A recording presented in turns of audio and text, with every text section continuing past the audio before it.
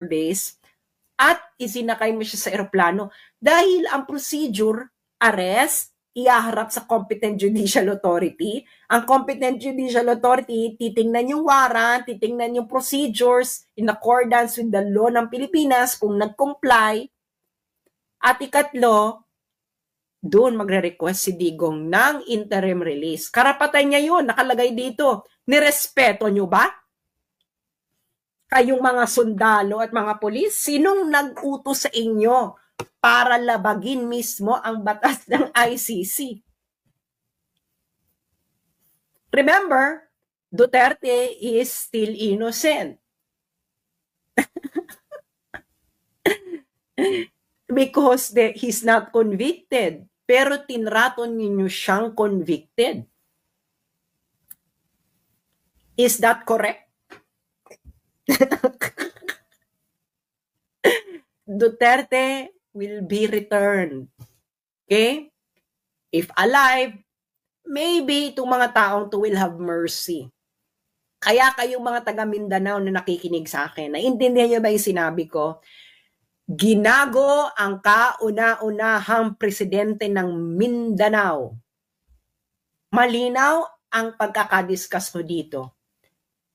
Very tight. Malinaw ang proceedings. Hindi ginawa. You all have the right to be angry because everything that happened is a fruit of a poisonous tree. Everything that happened has no legitimacy. Ergo. Diba? Tama? Yung mga ano dyan, law professors. If something is a fruit of a poisonous tree, the proceedings leading to that something is what? Basic yan, diba? Basic yan sa law. If something is a fruit of a poisonous tree, and what happens to the proceedings leading to the something? Void. Illegal. Not accordance to law. Parte ito ng law. Dapat hinirap nyo si Duterte in front of the competent judicial authority. Nakaligtaan. Either nakaligtaan nila dahil high, or hindi nila binasa yung batas. Pasensya na, ganyan talaga mga noise. Yeah. Okay. I-share nyo I-click share. Ayan, sa lahat ng mga taong gustong matuto nang hindi kayo ginagawang mangmang ng gobyerno ni Bongbong Budolero. Okay. I-share nyo na po. Ayan. Ano ba? Nandito na ba lahat ng noisy? Kung nandito na po ang lahat ng noisy, pakitype po present. Okay. Again, magkakaroon tayo na class attendance. Present na ba lahat ng noisy? Present na ba lahat ng noisy? Kung present na ang mga noisy, pakitype po present. Ayan. May matutunan naman kayo. Okay? Yung mga nagsasalita dyan, wala sila alam sa international law, lalo na yung hey, Daria. Okay. Alam mo, eto lang makikinig kayo sa akin. Okay? Ang procedure sa ICC, it's a criminal procedure. Okay? Tanungin nyo kahit sinong lawyer, judge, sasabihin ko sa inyong ito. Mag-agree sila sa akin. Sa kahit anong criminal trial, actually, pabor ito parate sa accused.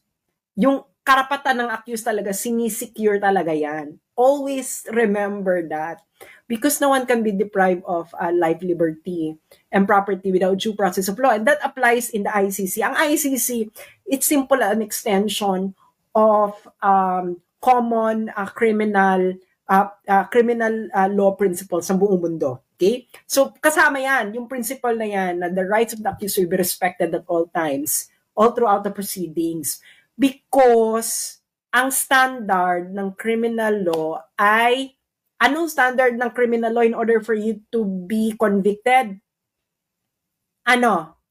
Proof beyond reasonable doubt. Hindi lang proof beyond reasonable doubt. Kailangan the entire proceedings has been fair. Okay? Ngayon, merong rules. Okay? May rules of court. Yung mga lawyers dyan, makinig kayo. Alam nyo ito. Huwag tayong magmaang-maangan. Kahit yung mga din-din dyan na hindi ko na sabihin, pero may kapitbahay ako na nang molesta siya ng estudyante niya nung 80s. Charot.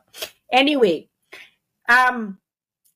meron yung rules, di ba may rules of court nga tayo eh. Papaliwanag ko lang kayo sa Pilipinas ha. And this applies to all criminal, in all jurisdictions. Yung procedural fairness, ibig sabihin, the entire procedure, dapat irespeto ito. Dapat, kasi nga dinideprive mo yung tao ng liberty eh. So dapat, meron kang justification kung bakit may dideprive yung liberty ng tao, and dapat ito ay compliant sa kanyang karapatan. Okay? Lalo na accused pa lang eh. Duterte is still an accused person. Hindi po to proof, hindi pa po siya convicted. Kaya yung buong karapatan niya applicable. Okay? Only when you are convicted that your rights are actually curtailed. That's very basic principle in criminal law. Kayo naman mga law din dyan. Don't use your emotions. Use your logic. Okay. Now, ipapaliwanag ko sa inyo ang nangyari. Okay? Eto, malinaw na malinaw sa inyong lahat ang nangyari. Kayong mga pulis, makinig kayo. AFP, makinig kayo.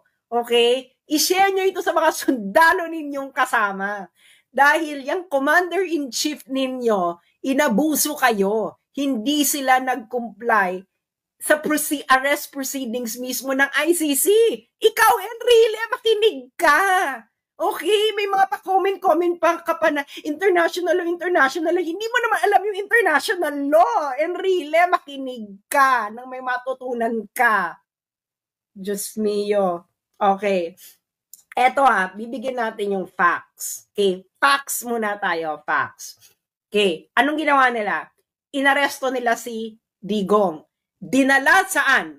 Dinala si Digong pagka-aresto. Saan? Saan dinala? Isulat nyo nga, saan dinala si Digong nung inaresto siya? Saan siya dinala? Saan po siya dinala? Saan po siya dinala? Si Digong nung inaresto siya. Saan siya dinala? Hindi ba sa Villamor Air Base? Dinala si Digong nung inaresto siya by virtue of arrest warrant ng ICC, dinala siya sa Villamor Air Base. Tapos nandun si Torres, binabasa-basahan pa niya ng right si Digong. Tapos si Digong ay isinakay sa aeroplano at inilabas sa Pilipinas, and the airplane now is going to on route to Rotterdam sa Netherlands. Okay, Rotterdam is just a city next to The Hague. Kaya sa Rotterdam yung dinala kasi I believe ang Rotterdam ang ang airport sa Rotterdam ang tumatanggap ng chartered flights. Anyway, so yun ang facts. May ICC arrest warrant daw. Kinuha si Duterte, dinala sa Villamor Air Base. That's a fact. Nakita nyo yung lahat. Ano ang arrest proceedings ng ICC? Makinig ka, Enrile, itong international law. Okay. Ano? Ito, papabasa ko sa inyo. Article 59, ito ang arrest proceedings ng custodial state. Ito ang batas. Enrile, itong international law. Makinig katanda. Article 59 ng ICC. Meron pong procedure of arresting an accused. Okay, meron. Batas ito na. Let's work under the condition na nasa jurisdiction tayo ng ICC. Kaya kung wala tayo sa jurisdiction, edi lalong mas mali yung pagkakaresto nila. So, assuming for the sake of argument na ang Pilipinas ay under sa jurisdiction ng ICC, meron pong arrest proceedings ang ICC. Ano ito? Nandito ito sa Rome Statute, and really, magbasa ka! Magbasa kayo, PNP, magbasa kayo! Bong-bong, wag puro singhot. Article 59 ng Rome Statute. Anong sinabi ng Article 59.1? Ito ang procedure, procedure. A state party which has received a request for provisional arrest or for arrest and surrender shall immediately take steps to arrest the person in question. Ano ibig sabihin yan? O, pag naka-receive ka, arrestin mo kagad. O, correct. Sabihin natin, correct yung ginawa nila. Inaresto nila. Nakatanggap sila ng warrant of arrest. Inaresto nila. Pero may next step, mga friends. May next step pag inaresto mo. Ano ang step 2? Step 2. A person arrested shall be brought promptly before the competent judicial authority in the custodial state, which shall determine in accordance with the law of the state that 1. A. Warrant applies to the person. 2. The person has been arrested in accordance with the proper process. And C. The person's right have been respected. Step 2 pa lang tayo. Anong sabi nito? Tatagalogin ko. Pag ikaw ay inaresto, anong dapat ang gagawin sa'yo ng arresting officer? Dadalin ka sa harapan ng competent judicial authority. Ibig sabihin, si Digong dapat dinala saan? Sa hukuman ng Pilipinas. Sa harapan ng hukuman ng Pilipinas. Pero anong ginawa nila? Saan nila dinala si Digong? Sa Villamor Air Base. Kailan naman naging korte ang Villamor Air Base? Napakalinaw dito, mga engot kayo. ICC law ito. Ito ang ICC procedure. Ito yung pinagmamalaki ninyo. Violate nyo yung law. Number 1 violation. Hindi nyo dinala si Digong sa harapan ng competent judicial authority. Yung competent judicial authority na yun, which is ang ating korte, dapat ididetermina ng competent judicial authority ng Pilipinas na 1, na ang warrant ay nag-a-apply kay Duterte, and number 2, na yung naaresto si Duterte has been accordance with the proper process. Was it proper process? Hindi mo nga dinala sa harapan ng competent judicial authority. Torres, tanga ka! Ikaw ang may kasalanan nito. Ignorance of the law. What? Excuses no one. Nasa batas ng ICC, Torres, Bongbong Marcos, na pag inaresto mo, may inaresto ka na may warrant of arrest from the ICC, dadalhin mo yung inaresto mo dapat sa harapan ng competent judicial authority sa bansa mo. Yaan ang nasa batas ng ICC. You violated it. You violated it. Okay. Di ba? Violated na. Kita niyong lahat. Saan dinala si Digong? Dinala ba si Digong sa harapan ng competent judicial authority? No! Kitang-kita niyong lahat. Siya dinala sa Villamor Air Base. Hindi ba? Villamor Air Base. Villamor Air Base is not a competent judicial authority. The AFP, na yun ang pugad ng AFP, Villamor Air Base is not a competent judicial authority. Torres is not a competent judicial authority. Sino lang ang competent judicial authority sa Pilipinas? Nasaan ang judicial power sa Pilipinas? Nasa Supreme Court and the courts. Dinala ba nila sa kahit anong korte sa Pilipinas si Duterte? No. So they violated ICC rules already. Doon pa lang. They violated procedures. At alam to ng mga lawyers, if you violated a procedure, anong mangyayari sa kaso? Diba? If things are fair, anong mangyayari? Tanungin nyo sa mga lawyers. Tanungin ninyo sa mga law din. Kung sinabi kong sila na sasabihin nila hindi madi-dismiss, you are not acting on jurisprudence. Ay in accordance with the law of the state, ibig sabihin in accordance sa law ng Pilipinas, ididetermine na pa ng korte ng Pilipinas dapat na yung warrant ay nag-a-apply kay Duterte. Second, na yung pagkaka-aresto kay Duterte ay dumaan sa proper process. At number 3, na ang rights ng arrested ni Duterte ay dapat respected. Ididetermine na pa yun ng court. Anong ginawa nila, Bongbong? Anong ginawa ng AFP? Anong ginawa ninyo mga polis? Ipinasok nyo si Duterte sa eroplano at inilipad nyo palabas. Is this according to the arrest proceedings ng ICC NO, no. Is it according to the arrest proceedings ng Pilipinas? NO, no. So kayo mga polis, kayong AFP, anong batas ang sinusunod ninyo, mga putang ina kayo?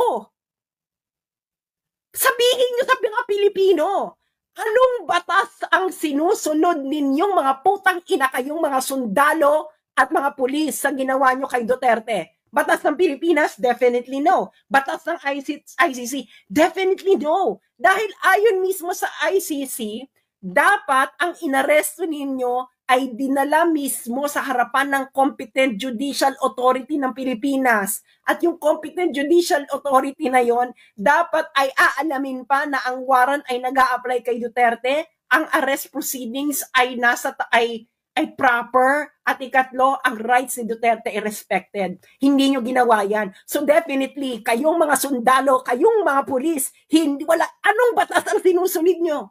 Explain it to the Filipino people. What was the law did you follow? What was the law did you follow? Illegal. Everything that you did is illegal. You are not following the Constitution. You are not even following the ICC statute. So what are you following, kayong mga sundalo at mga pulis? Magising kayo.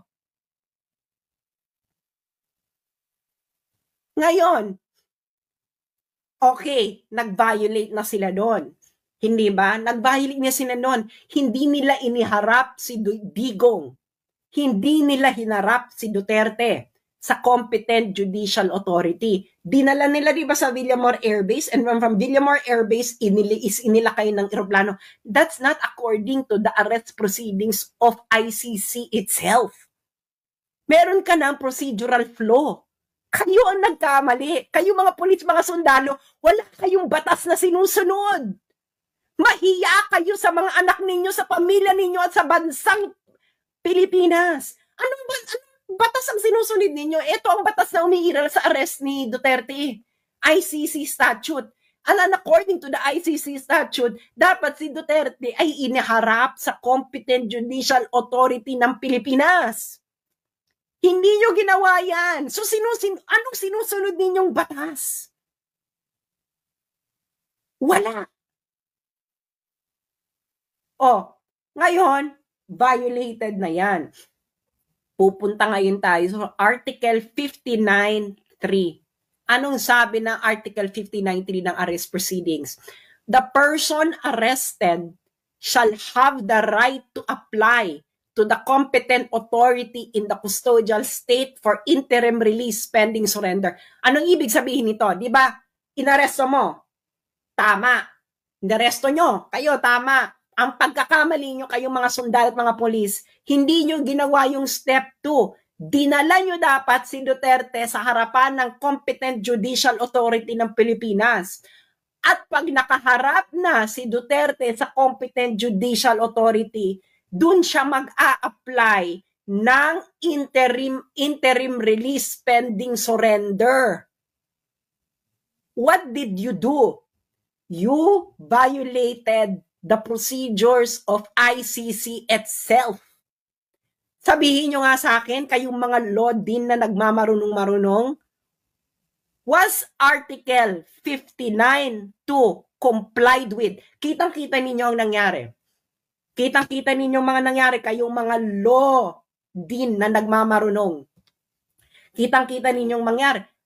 Hindi na natin kailangan ditong mag-calisthenics. Alam ninyo at alam ko, pareho tayong may alam sa batas. If the law is clear, we refer to the ordinary language meaning of the law. Ano ang ordinary meaning ng Article 59.2? Kayong mga law din. A person arrested shall be brought promptly before the competent judicial authority in the custodial state. Ordinary meaning. Ano ibig sabihin yan? Yung inaresto mo, dapat dadalin mo sa harapan ng competent judicial authority. Ordinary meaning, mga friends. Hindi mo kailangan dito magbale-balentong napakalinaw ng language ng ICC rule. And really makinig ka, this is international law in operation. You didn't comply with this. Sabihin mo nga, and really, did you? Ikaw ang Presidential Legal Advisor, did the BBM administration complied with Article 59.2 of the ICC statute? Malinaw na malinaw sa mata ng mga Pilipino, hindi nyo dinala si Duterte sa harapan ng competent judicial authority ng Pilipinas. Dinala nyo siya sa Villamor Air Base. Villamor Air Base is not a court. Siguro naman malinaw sa ating lahat yan, di ba? Baka naman dito bubudulin pa tayo. Villamor Air Base is not a court. Kayo mga sundalo, is Villamor Air Base a court? Is Villamor Air Base the venue of the competent judicial authority na kung saan dapat dadalhin nyo si Duterte pagka-aresto ninyo? Kung hindi naman kayo tanga. Torres, is Villamor Air Base a competent the venue of competent judicial authority? Anong batas ang sinusunod mo? Pakipaliwanag kasi ito ang batas malinaw. Article 59.2. Tama ka, inaresto mo. Ano dapat ang gagawin mo, Torres, pagka-aresto mo? According to the ICC statute, dadalhin mo dapat si Duterte sa harapan ng competent judicial authority. At pag nasa harapan na ng competent judicial authority si Duterte, yung competent judicial authority, ia-assess niya in accordance sa batas ng Pilipinas na 1, na ang warrant ay nag-a-apply kay Duterte, 2, na ang person, si Duterte, ay inaresto in accordance with the proper process, at ikatlo, na ang karapatan ni Duterte ay nirespeto. At habang nandoon sa harapan ng competent judicial authority si Duterte, pwede siyang mag-request sa harapan ng competent judicial authority ng interim release pending surrender. Hindi nyo nga siya dinala sa harapan ng competent judicial authority. Doon pa lang mali na kayo. So, merong procedural flaw. Kayong mga lawyer, kung ang accused, kayong mga lawyer, mga dean, kung may procedural flaw sa pagkaka-aresto, kung ang karapatan ng inaaresto ay hindi nirespeto sa kahit anumang proceedings, anong mangyayari sa kaso? If things are fair, yung mga lawyer dyan at din, anong mangyayari? If things are fair, kung ang rules mismo ng ICC ay hindi sinunod, di ba malinaw dyan? Dapat dadalhin mo sa harapan ng competent judicial authority si Duterte. Article 59.2. Kayo, napanood nyo lahat. Saan dinala si Duterte? Dinala ba siya sa harapan ng dinala mo ba, Torres, sa harapan ng competent judicial authority si Duterte pagka-aresto mo?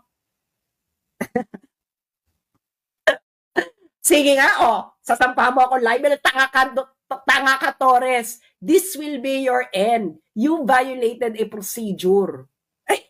Kasampahan ka ng kaso dyan.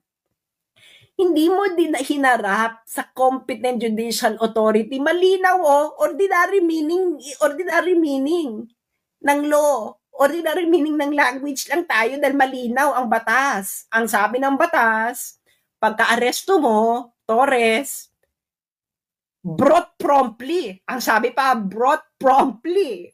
Ibig sabihin, pag-aresto mo, hindi ka na pwede magpabanjing-banjing, Torres. Dapat dadalhin mo na kagad si Duterte sa harapan ng competent judicial authority. Ginawa mo ba, General Torres? Kayong mga pulis na nakikinig dito, malinaw ang batas, basahin ninyo. Siguro marunong naman kayo magbasa, kayong mga pulis na nakikinig dito at mga sundalo. Anong sabi ng batas? Pagka-aresto, the person arrested shall be brought promptly before competent judicial authority ng custodial state. Sinong custodial state? Pilipinas. Sinong competent judicial authority ng Pilipinas? Sino? Mga sundalo na loyal sa Constitution. Anong sinasabi ng Constitution kung nasaan ang judicial power ng Pilipinas? Nasa Villamor Air Base ba? Kaya nga, di ba, loyal pa kayo sa Constitution? Ano sinusunod yung batas? Ayun ang batas ng arrest proceedings ng ICC. Yung inaresto ninyo, dadalin mo dapat sa harapan ng competent judicial authority ng Pilipinas. Ginawa nyo? Hindi nyo ginawa. Ano ang Villamor Air Base? Nasaan ang judicial authority ng Pilipinas according to the Constitution na dapat loyal kayong mga sundalo at pulis? Nasa judiciary. Nasa ng venue ng judiciary? Nasa Villamor Air Base? Wala. So hindi na kayo loyal sa Constitution. Tama? Kasi kung loyal kayo sa Constitution, dapat sinunod nyo yung batas ng ICC. Hindi ba? Kayo mga pro-ICC. Ito ang mga sinasabi ko sa inyo Hindi nyo alam mga pinagsasabi ninyo. Siyempre, hayaan mo na kayo magkamali bago kayo i-correct, di ba? Hindi nyo inalam, may batas pala ang pag-aaresto. Really? Meron palang international law ng pag-aaresto dapat kay Duterte. Hindi mo sinunod. Ano ba yan? Ano ba kung ginawa mong advice? Ayan, malinaw dapat iharap si Duterte in front of a competent judicial authority. You didn't do it. Dinala mo sa Villamor Air Base. Anong legal calisthenics ang gagawin ninyo kung bakit justified yung violate ninyo ng Article 59.2? Article 59.2 pa lang. Hindi pa tayo pupunta sa Article 59.3. Dalawa na. This is assuming na may jurisdiction ang ICC. Ngayon, assuming na meron jurisdiction, nag-comply ba kayo sa Article 59.2 and then Article 59.3? No! So kayong mga lawyer na nakikinig, kayong mga law din, mga law students, kung may kliyente ka at binayolate ang Article 59.2 at Article 59.3 ng karapatan ng iyong kliyente, anong gagawin mo? At if all things are fair, kayong mga retired judges, ano ang desisyon? Hindi ba sa Pilipinas? Akala nyo wala akong alam. Di ba sa Pilipinas, marami tayong jurisprudence. Ang tinatawag na improper service of summons or improper service of warrant. Anong ibig sabihin niya, mga friend? Makinig kayo. Okay? Halimbawa, ikaw, may hinaharap kang kaso. Tapos, hindi mo natanggap ang summons. Hindi mo natanggap ang warrant. Ang warrant na dala sa ibang address or whatever. Tapos, nagpatuloy yung kaso. Tapos, na-convict ka. Na-convict ka kunwari. Pero merong flaw sa procedure. Improper service of warrant. Anong sinasabi ng jurisprudence ng Pilipinas? Dismissed ang kaso kahit convicted ka because of improper service of warrant. Because the service of warrant is part of the right of the accused that the warrant should be properly served. Ganon katindi kasi sa criminal procedure, the rights of the accused will have to be respected all throughout the proceedings.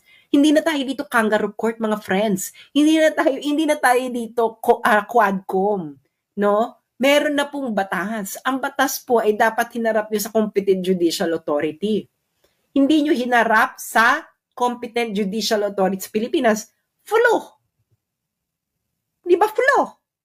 Yung mga sundalo, mga pulis, anong batas ang sinusunod ninyo? Tanungin yung mga may kakilala ditong sundalo at pulis. Hindi ba loyal dapat sila sa Constitution?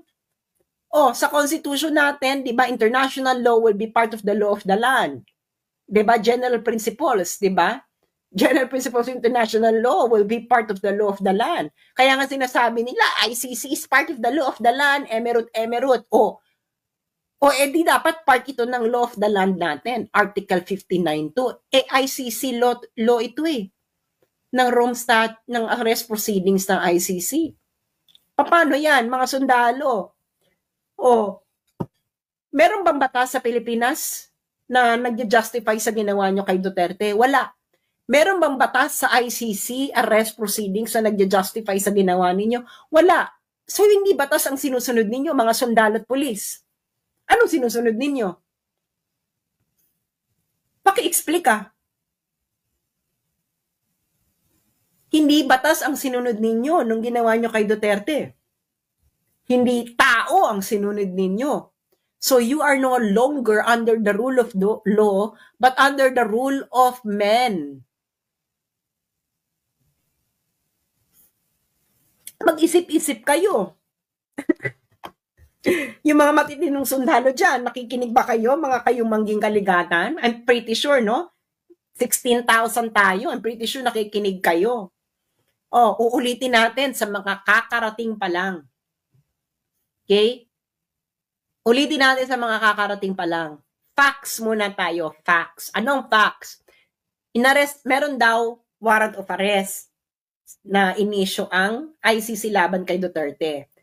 Inaresto nila si Duterte, dinala nila sa Villamor Air Base. After Villamor Air Base, isinagay sa aeroplano. Malinaw yan sa mga Pilipino. It is clear to the Filipino people what happened. Pero according sa arrest proceedings ng ICC, ito ang batas. Di ba sabi niyo sinusunodin niyo ang ICC? So dapat susundin niyo rin ang ICC arrest proceedings. Ano ang arrest proceedings ng ICC? Arrest. Yung inaresto, ihaharap mo dapat sa competent judicial authority.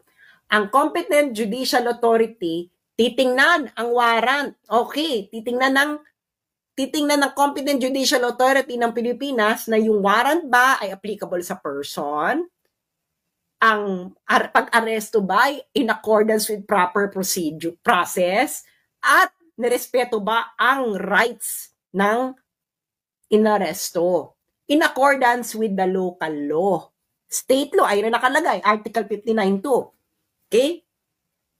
Pagkatapos niyan, habang nakaharap si Duterte sa competent judicial authority ng Pilipinas, doon siya magre-request ng interim release. Ngayon, ang korte ipaprocess yung interim release. I-determine na kung may grounds ba for interim release, etc. Sinunod niyo ba ang arrest proceedings ng ICC? I am operating under your assumption na may jurisdiction ng ICC. Kung may jurisdiction ang ICC sa Pilipinas, then dapat nag-ooperate ka according to arrest proceedings ng ICC. Hindi ka nag-operate. Nilabag mo yung arrest proceedings. Wala ito sa batas ng Pilipinas. So si Torres, anong batas ang sinusunod niya? Ignorance of the law, Torres, excuses no one. Ignorant ka, Torres, sa batas na pinapatupad mo, which according to you is the law of ICC. But according to the law of ICC, Torres, at kayong mga sundalo at mga pulis dyan, dapat hinarap ninyo si Duterte sa competent judicial authority. Pero ang ginawa ninyo, inilagak nyo siya sa Villamor Air Base. Villamor Air Base is not a venue of competent judicial authority.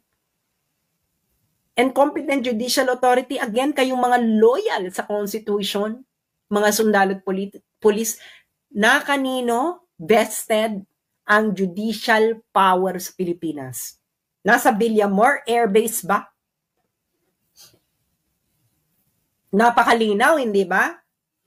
Oh. So, sa makatiwid, ginago ninyo ang mga Pilipino. Ginagago ninyo ang mga sarili ninyo. Ginagago ninyo, kayong mga pulis at mga sundalo, ginagago ninyo mga anak ninyo at mga asawa ninyo at pamilya ninyo at ang susunod na henerasyon. Sumunod kayo sa kautusan ng bangag na hindi alam ang batas na dapat ay pinapatupad ninyo. Saan kayo ngayon loyal? Sa Constitution? O nasaan sa Constitution na tama yung ginawa ninyo? According to the Constitution, international law is part of the law of the land. Kayo nagsasabi, pinapatupad ninyo ang warrant of arrest ng ICC. Ergo, you are complying within the law of ICC. Dapat. Nag-comply ba kayo? No. Ba't hindi kayo nag-comply? Dahil hindi nyo alam ang batas. Is that an excuse? Ignorance of the law excuses no one. Nagpagamit kayo kasi sa mga politiko. Ngayon, etong mangyayari dyan, mga sundalo, mga pulis, mag-isip-isip na kayo. The first defense of Duterte is the violation of Article 59.2. ICC ngayon ay mapupunta sa hotspot kasi malinaw na malinaw. Hindi hinarap si Duterte sa harapan ng competent judicial authority ng Pilipinas. Pag nagsalita ang ICC na okay lang na hindi iharap sa competent judicial authority, ICC will be violating its own rule. Napakalinaw, this is ordinary meaning ng language principle. And this will be taken up. But I'm sure by the UN Security Council. Sino mga permanent members ng UN Security Council? China, Russia, US, France, UK. Well, maybe US, hindi natin alam kung anong magiging response. But Russia and China will definitely move to cancel the proceedings. Suspend at least. UK at France. Paano i-justify ng UK and France na malinaw na hindi hinarap si Duterte in front of a competent judicial authority ng Pilipinas?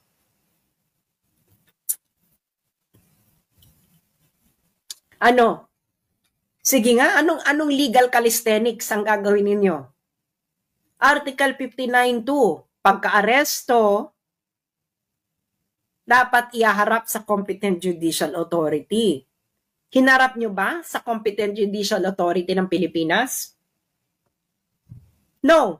Kitang-kita ito lahat ng Pilipino. Ay, nako. Digong, yung mga nandun sa Daheg kay Digong, you're going to be free there because your rights were not respected by the custodial state. You will. When you come back to the Philippines, take maybe airline associated with Russia or with China. Tapos dumuan ka dun sa safe na ruta.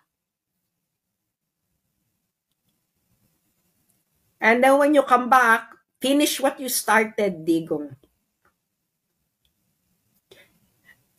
Yung mga sundalo dyan at mga pulis, anong batas ang sinunod ninyo? Paki-justify sa Pilipino. According to the ICC statute, Article 59.2, pagka-aresto, iyaharap nyo dapat sa competent judicial authority yung inaresto ninyo. Ginawa nyo ba? Bakit hindi nyo ginawa? Walang nag-inform sa inyo. Aba, ignorance of the law doesn't excuse anyone. You were not operating under any law when you arrested Digong, dinala mo siya sa Villamor Air Base, at isinakay mo siya sa eroplano dahil ang procedure, arrest, ihaharap sa competent judicial authority. Ang competent judicial authority, titingnan yung warrant, titingnan yung procedures in accordance with the law ng Pilipinas kung nag-comply. At ikatlo, doon magre-request si Digong ng interim release. Karapatan niya yun, nakalagay dito. Nirespeto nyo ba? Kayong mga sundalo at mga pulis, sinong nag-utos sa inyo para labagin mismo ang batas ng ICC? Remember, Duterte is still innocent. Because he's not convicted. Pero tinrato ninyo siyang convicted. Is that correct? Duterte will be returned Okay? If alive, maybe itong mga taong to will have mercy. Kaya kayong mga taga Mindanao na nakikinig sa akin, naiintindihan niyo ba yung sinabi ko? Ginago ang kauna-unahang presidente